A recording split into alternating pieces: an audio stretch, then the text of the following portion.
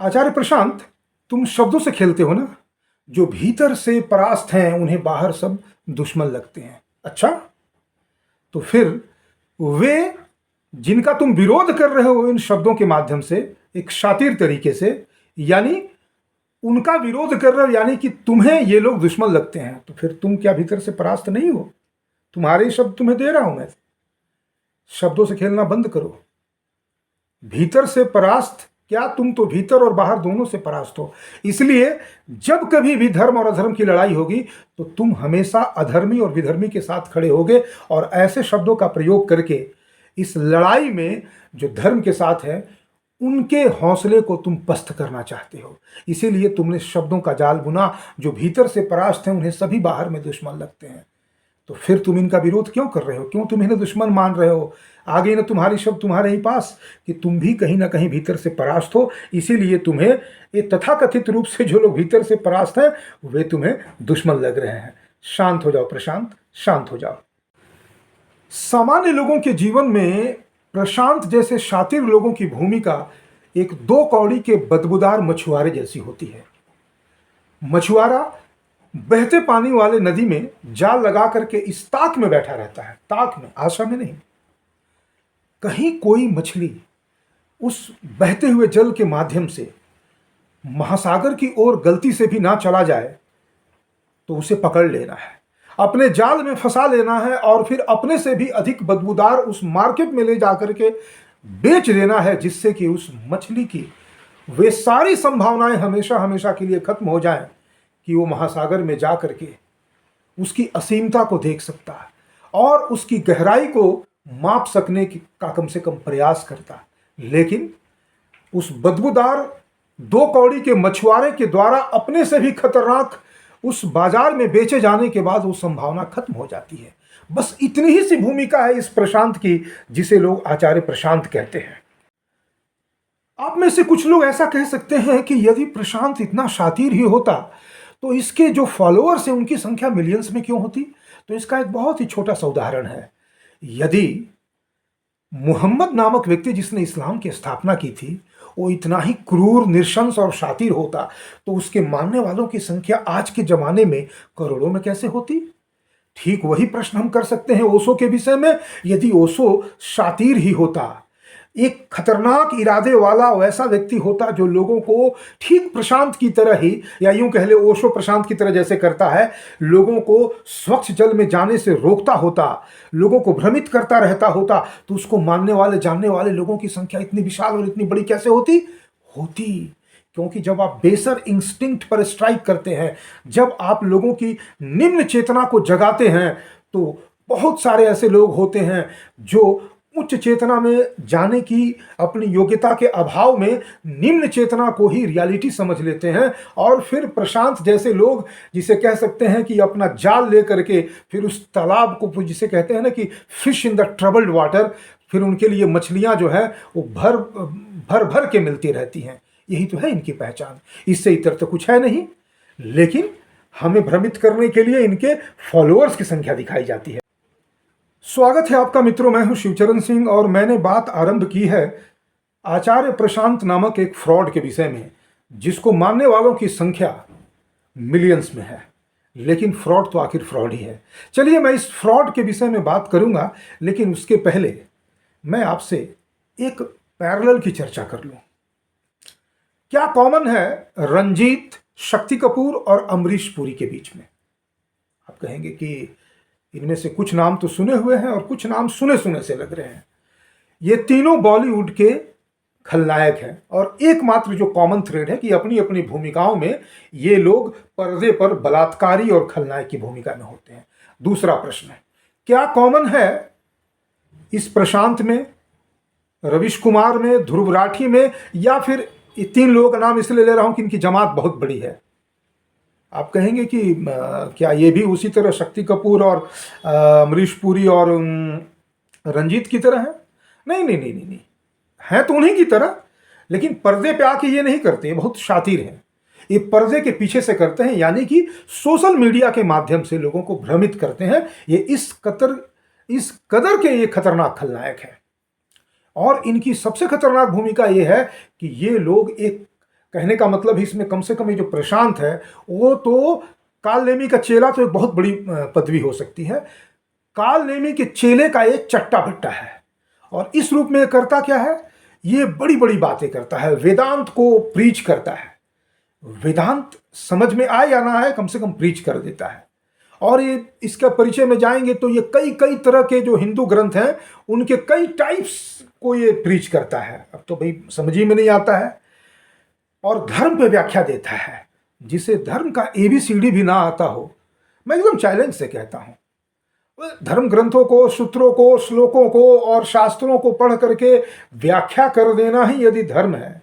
धर्म और अधर्म की तो इतनी छोटी सी परिभाषा है कि उसको, अब चलिए वो विषय मेरा अभी नहीं है और ये मेरे सामने नहीं है, और इसलिए मुझे इसके, और चूंकि ऐसे लोग बहुत शातिर होते हैं, बहुत अच्छे ये लोग वक्तृता, गिफ्ट ऑफ गैप के धनी होते हैं, जैसे ओशो था, जैसे मोहम्मद था, वैसे इस तरह के लोग भी होते हैं। तथ्यों को तोड़ने मरोड़ने में इतने माहिर होते हैं कि इनकी इस शातिरता को हम समझ नहीं पाते। आज आखिर मैंने क्यों डिसाइड किया कि इस प्रशांत के विषय में बात करूं।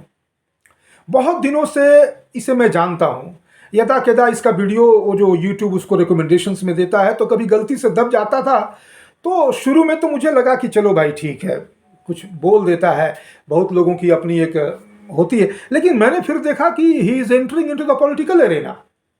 मैंने कहा कि चलो भाई, ओशो को मानने वाले हैं और उसमें जा करके अगर किसी को न्यूड क्लब में डांस करना है हाथ उठा उठा करके, और फिर ये जाहिर करना है कि this is the path to nirvana salvation, तो करो भाई।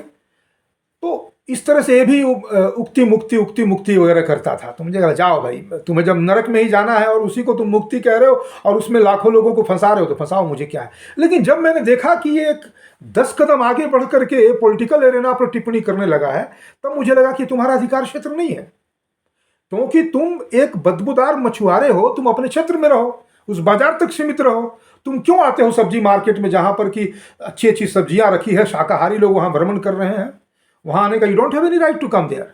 और अगर आते हो तो तरीके से आओ, सही कपड़े पहन लो, थोड़े इत्र छिड़क लो और तब आओ। ऐसे जबरदस्ती घुसे मत चले आओ, ना घुसड़ के चले आ रहे हो। तो आखिर मैं इतना प्रोवोक्ड क्यों हुआ कि मैं इस तरह की भाषा का प्रयोग कर रहा हूं इस प्रशांत को लेकर के। हुआ ये कि आज सुबह सुबह ऐसे ही यूट्यूब में वीडियो रिकमेंड ही नहीं किया, बल्कि ये सिर्फ इतना नहीं करता, ये कहीं पे किसी इंटरव्यू में कह रहा था, मैंने आज ही सुना उसे, कि मैं इसलिए बढ़ रहा हूं कि मैं दुनिया को बेहतर बना सकूं। चलो ठीक है, ये शब्द कितने घातक होते हैं, जो सुनेगा कहेगा भाई ओ हो। गांधी की तरह, मैं एक और कैरेक्टर का नाम भूल गया, गांधी। और गांधी ही क्यों, चलिए मैं उस बात को पहले पूरा कर लूं। पैगंबर मोहम्मद, गांधी, ओशो और ये प्रशांत जो इनके चेले के भी चट्टे बट्टे हैं, उस तरह के लोग, इन सबों की तुलना मैं एक ऐसे कैरेक्टर से करता हूं जिसकी रचना की थी विलियम शेक्सपियर ने अपने एक नाटक ओथेलो में, जिसका नाम है इयागो। एकदम शातिर, ऊपर से अपने मास्टर को प्लीज करने के लिए यागो हमेशा ओथेलो को कहता है, boss why don't you do this, why don't you do that, और उसको प्लीज रखता है और धीरे धीरे करके उसकी जड़ों को काटता रहता है। ये लोग वही काम करते हैं, अपने साथ के लोगों को प्लीज किए रहते हैं और उनकी जड़ों को हमेशा हमेशा के लिए काट देते हैं, जैसे ओथेलो को यागो ने काट दिया था। ठीक यही भूमिका है इनकी। तो बात मैं आगे बढ़ा रहा हूं कि जो पॉलिटिकल एरेना में आज सुबह रिकमेंडेशन में नहीं बल्कि एक एडवर्टीजमेंट के रूप में आया इसका वीडियो। यानी कि YouTube क्या करता है, या तो इसके वीडियो को आपके जब कोई वीडियो देखना सुनना शुरू करेंगे तो उसके शुरू में चला देगा, यानी ये करोड़ों रुपए खर्च करता है अपने इस बकवास को प्रमोट करने के लिए। उसके बाद क्या हुआ, इसने सिर्फ उतना ही नहीं किया, उस वीडियो को कहने का मतलब वो जो वीडियो प्रचार में कभी कभी आप जब अपना होम पेज खोलेंगे तो सबसे ऊपर में इसकी वीडियो रहेगी, नीचे लिखा रहेगा स्पॉन्सर्ड। तो मैंने कहा कि ये लिखा क्या, थंबनेल को मैंने देखा, थंबनेल में लिखा हुआ था कि जो भीतर से जिनके अंदर हिम्मत नहीं होती है ना, वो बाहर से ऐसा कुछ करके हंगामा करते हैं। और इशारा किसके ऊपर था, इशारा था उन चैतन्यशील हिंदुओं को की ओर जो शिमला में एक मॉस्क के गलत तरीके से, गलत सही क्या, मॉस्क तो जहां होगा वो गलत ही होगा, चाहे वो जमीन खरीद के ही क्यों ना बनाई जा रही हो, इन वक्फियों और इन जमातियों, इन इस्लामियों के माध्यम से। ये अलग विषय है, ये सब प्रशांत जैसे लोगों के समझने की बूते से बाहर की चीज है, क्योंकि ये गांधी का फॉलोअर है, ओशो का फॉलोअर है, मोहम्मद का फॉलोअर है। तो इसने कहा, तो मैंने सोचा कि इसको, मेरी हिम्मत नहीं होती है कि इस तरह के बकवास को मैं ज़्यादा सुन सकूं, फिर भी मैंने सोचा कि 2 4 5 6 मिनट सुन लूं। तो मैंने चलाया वीडियो को, उसमें एक कोई एडवोकेट है जो शिमला से, और एकदम उसी की भाषा, मैंने कहा ना कि जो जॉम्बीज होते हैं, एक बार जॉम्बी जो उसे दांत से काट ले दूसरा जॉम्बी, तो फिर वो भी जॉम्बी बन के उसी की तरह से डांस करता हुआ ऐसे ऐसे बढ़ता आएगा और आप घबरा जाएंगे। तो मैंने देखा कि एक दूसरा ही प्रशांत सामने खड़ा है, कोट लगाए हुए है, काला कोट लगाए हुए, टाई लगाए हुए, और खड़ा होकर के बड़ा अंदाज में बोल रहा है कि मैं एक एडवोकेट बोल रहा हूँ सर। मुझे सोच करके, सुन करके, देख करके बड़ा ही दुख और आश्चर्य होता है कि जब हम याद आत्मज्ञान की बात करते हैं ना, अच्छा मुझे आत्मज्ञान से की बात याद आई, ये लोग आत्मज्ञानी भी हैं, इनका आत्मज्ञान बहुत तगड़ा है, इनको इतना आत्मज्ञान है कि ये हिंदू धर्म का जो बेसिक प्रमाइस है उससे ये पूरी तरह से बेखबर हैं, और दुनिया के जो जितने भी गंदी गंदी चीजें हैं उससे पूरी तरह से बाखबर है। तो ये तो कहता है कि आत्मज्ञान के लिए अगर शिविर लगाओ तो 2-4 लोग ही नजर आते हैं, लेकिन इस तरह के जो हिंसात्मक कार्रवाई होती है उसमें धर्म के नाम पे लोग हजारों लाखों की संख्या में जुड़ जाते हैं। अब इसने तो अपनी कह दी, अब बारी थी उस खतरनाक प्रशांत की। मैंने पूरा नहीं सुना, मैं एकदम बहुत ईमानदारी से कहता हूँ, और मैं कुछ बहुत पेशेंटली जो लोग डिस्कस कर सकते हैं इसके ऊपर मैं उनको धन्यवाद देता हूँ कि भाई इस पे एक एक शब्द को एक करना, भाई मैं चावल के एक दाने की तरह इस तरह के लोगों को निकाल लेता हूं, और अगर मुझे सुनने वालों की संख्या चाहे जितनी हो मैं उनको बता देता हूं कि देखो भाई ये लोग हैं कौन। पूरे चावल में से एक एक कण को दबाने की जरूरत नहीं, क्योंकि ये कालनेमी है। ठीक है, अगर कोई हिंदू शास्त्रों के अनुवाद की व्याख्या करेगा तो जितनी देर तक में वो श्लोक को पढ़ेगा, जितनी देर तक में उसके अनुवाद को बताएगा, उतनी देर तक तो ये कन्विंसिंग लगेगा ही लगेगा। अरे जब मोहम्मद कुछ लोगों को कन्विंसिंग लगता था, जो अल्लाह से कनेक्शन जोड़े हुए था, तो ये तो सीधे हिंदू शास्त्रों की बात करता है, क्यों नहीं कन्विंसिंग लगेगा। लेकिन है तो ये शातिर, है तो ये 2 कौड़ी का वो मछुआरा है जिसका उद्देश्य है लोगों को भटका देना, और वो भी हमेशा हमेशा के लिए। तो क्या करें, तो इसने आगे बात शुरू की, और फिर इसने ये बात की कि जिन लोगों के अंदर में दमखम नहीं होता है, हिम्मत नहीं होती है, वो धर्म के नाम पर इस तरह के बकवास करते हैं। टारगेट क्या कर रहा है ये है जिहादी, ये जिहाद कर रहा है, जिहाद का ही एक फॉर्म है। कहने का मतलब है कि हर जिहादी जो है कोई इस्लाम नामधारी नहीं होता है, वो प्रशांत नामधारी भी हो सकता है। ये डिफेंड कर रहा है कि हिंदू लोग जो वहां पर जमा होकर के मस्जिद का विरोध कर रहे थे, उसके विरोध की बातें ये करना शुरू कर देता है। इनको धर्म से लेना देना नहीं है, ये धर्म के नाम पर जुट जाते, ये लोग खोखले लोग हैं, इन्हें आत्मज्ञान से, इन्हें तत्व ज्ञान से, इन्हें मुक्ति से, ये सारे शब्द। तुम्हें मतलब है ना मुक्ति से, तुम मुक्त रहो ना भाई, तुम्हें मतलब है ना आत्मज्ञान से, आत्मज्ञानी बनो ना। फिर तुम क्यों दूसरे के चक्कर में पड़े हुए हो, क्यों जाकर के अलग अलग मंचों पर कहते हो कि हाँ हाँ मैं पढ़ रहा हूं, मेरी संस्थाएं बहुत बढ़ रही हैं क्योंकि मुझे दुनिया को बेहतर बनाना है। दुनिया को बेहतर बनाना है, पहले बेहतरी किसमें है दुनिया की, इसको तो जान लो। धर्म अधर्म की लड़ाई क्या है उसे तो समझ लो, उसे तुम समझोगे नहीं, और यही कारण है कि मैं तुम्हें समझाने के लिए नहीं, और मैं जानता हूं कि ये वीडियो तुम तक नहीं पहुंचेगा। मैं इस एक तरह से इस आशा में इस वीडियो को अपने ऑडियंस के साथ साझा कर रहा हूं कि हो सकता है मेरे सुनने वाले लोगों में से कुछ लोग ऐसे हों जो कहीं गलती से भी इसके जाल के झांसे में ना आ जाएं, तो इसे जान लें। बस इतना ही मेरा उद्देश्य है इसके माध्यम से।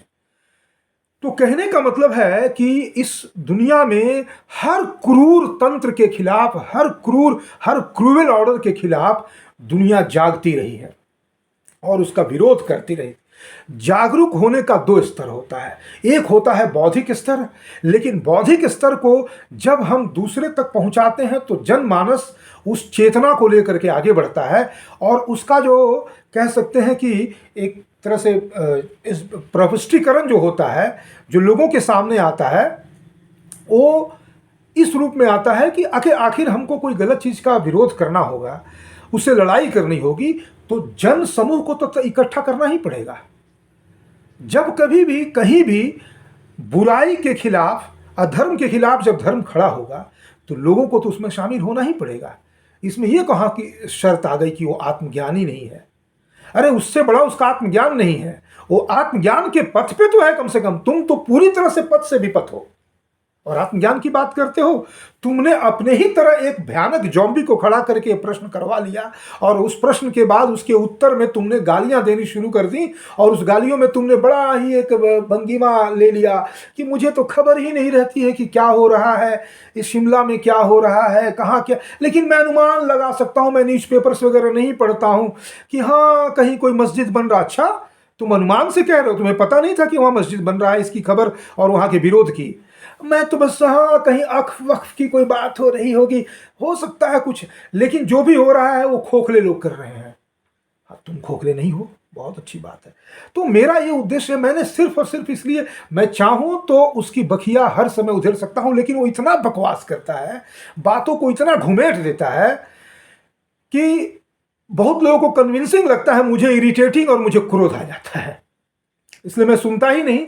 लेकिन हाँ, कोई व्यक्ति यदि सलीके से आपके सामने आकर के आपसे बात करना चाहे, और मुझे कोई जरूरत ही नहीं है, मेरे सामने आज अगर मोहम्मद आए और कहे कि मुझे बात करने में कोई जरूरत नहीं, तुम अपने नरक में रहो, तुम्हें तुम्हारा दोजख मुबारक।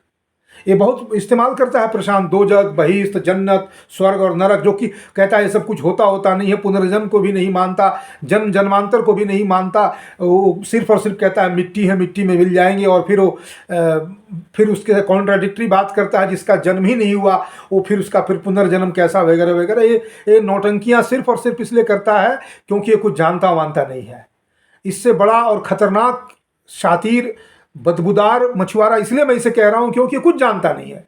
ये अपने खतरनाक अज्ञान को, डेंजरस इग्नोरेंस को लोगों पर थोप रहा है, और थोपते थोपते अब ये पॉलिटिकल एरेना में इसलिए घुस रहा है क्योंकि इसने शांठ गांठ कर ली है। आपने देखा होगा कुछ समय पहले ये ध्रुव राठी के साथ भी आया था, तो इसका जो सही जगह है वहां वो पहुंच रहा है। तो पहुंचने के लिए अब एक रास्ता अख्तियार किया है कि जहां कहीं भी हिंदू रिसर्जेंस इसे दिखे वहां जाकर के अपना नाक पोक कर देना, और वही कर रहा है। और यही कारण है कि मुझे इसके बारे में इतनी बात करनी पड़ी, और वो भी विशेष करके आज उस वीडियो का जो थंबनेल है उसका मैं स्क्रीनशॉट लेकर के मैं लगा रहा हूं इस पे, और इसका एकमात्र उद्देश्य यही है कि मैं इसने जो बातें कही हैं मैं उसे दिखाना चाहता हूं कि जब वहां पर एक मस्जिद के खिलाफ लोग खड़े हो गए तो तुम मस्जिद को समझते क्या हो? तुमने कुरान को पढ़ा कितना है? तुमने मोहम्मद को जाना कितना है? एक व्यक्ति जो हर 2 कदम पर एक नई लड़की को ढूंढता हो, हर दूसरे कदम पर वो किसी ना किसी बहाने से अपने ही बेटे के पत्नी को छल करके अपनी पत्नी बना लेता हो, उसे निकाह कर लेता हो, अपनी बीवी बना लेता हो, उस व्यक्ति को तुमने समझा क्या है? हर हिंसा को जस्टिफाई करता अल्लाह के नाम पर, उसे तुमने समझा कितना है? और अगर उसके नाम पे आज एक मस्जिद बन जाती है और जहां अल्लाह अकबर के नारे से एक तरह का जिहाद फैलाया जाता हो और जिहाद की घोषणा की जाती हो, तुम उसके डिफेंस में अगर खड़े हो जाते हो, तो फिर तुम सिर्फ एक बदबूदार मछुआरे नहीं हो जो जाल लेकर के बैठा हुआ है लोगों को फंसाने के लिए, उससे भी अधिक खतरनाक तुम एक खलनायक हो। और इसीलिए मैंने तुम्हारी तुलना ध्रुव राठी, रवीश कुमार जैसे लोगों से की, और तुम काल नेमी के चेले नहीं हो, तुम काल नेमी के चेले के भी चेले के चट्टे बट्टे हो। और इसी नाते तुम गांधी के चेले हो, तुम इयागो यानी ओथेलो नाटक शेक्सपियर के द्वारा लिखी गई उसके इयागो खलनायक के तुम चेले हो, और तुम ओशो और मोहम्मद के लाइन और उस पंक्ति में सबसे नीचे खड़े हो। एक भारत का दुर्भाग्य है कि आज लोग सारी चीज़ें उपलब्ध रहने के बाद भी इस तरह के बहरूपियों के चक्कर में आ जाते हैं। मैं अगर ये आज वीडियो मेरे सामने रिकमेंडेशन में नहीं आता तो मैं इसको इग्नोर ही कर रहा था और करता ही रहता, लेकिन अब मेरे रिकमेंडेशन में आ गया तो मैंने कहा कि चलो अब तुम जब तुम पॉलिटिकल एरेना में नाक घुसेड़ोगे तब तक मैं तुम्हारे इस खतरनाक जो तुम्हारे जाल लेकर के स्वच्छ नदी में फेंक करके लोगों को जाल में फंसाने की आदत है ना, उस आदत को मैं का खुलासा करूंगा और पर्दाफाश करूंगा। आज के लिए इस वीडियो के लिए इतना ही मित्रों, बहुत बहुत धन्यवाद।